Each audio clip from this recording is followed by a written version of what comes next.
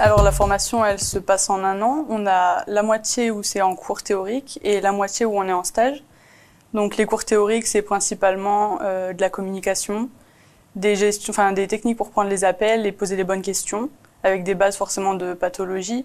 On a aussi passé le diplôme AFGSU, donc les gestes d'urgence, et on a aussi des cours d'anglais pour pouvoir prendre les appels étrangers. Et les stages, on a des stages dans différents milieux avec lesquels on est susceptible de travailler, comme par exemple les urgences ou les secteurs de soins. Et on a beaucoup de stages métiers dans les autres SAMU qui nous permettent de découvrir en fait les méthodes de travail de chaque SAMU.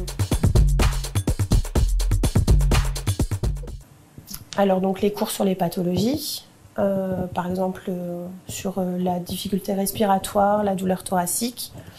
Il y a aussi sur nos différents partenaires, sur leurs missions, donc par exemple les pompiers.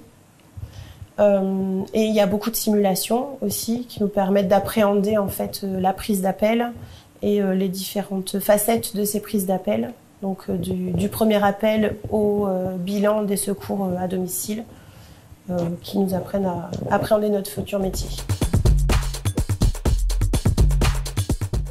Alors j'apprécie beaucoup le fait qu'on soit un groupe et en fait il y a beaucoup d'entraide entre nous.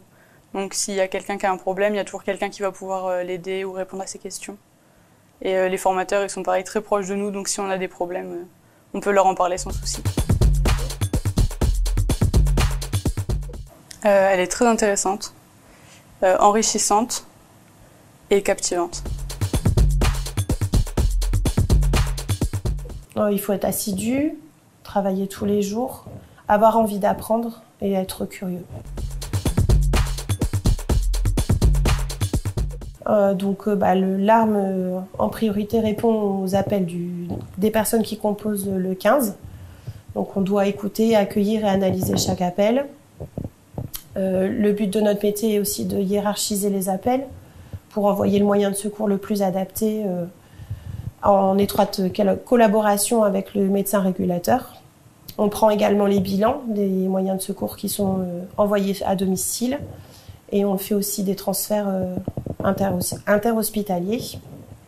Les compétences, il faut savoir travailler en équipe, gérer son stress, celui de l'appelant aussi, être à l'écoute et avoir de l'empathie.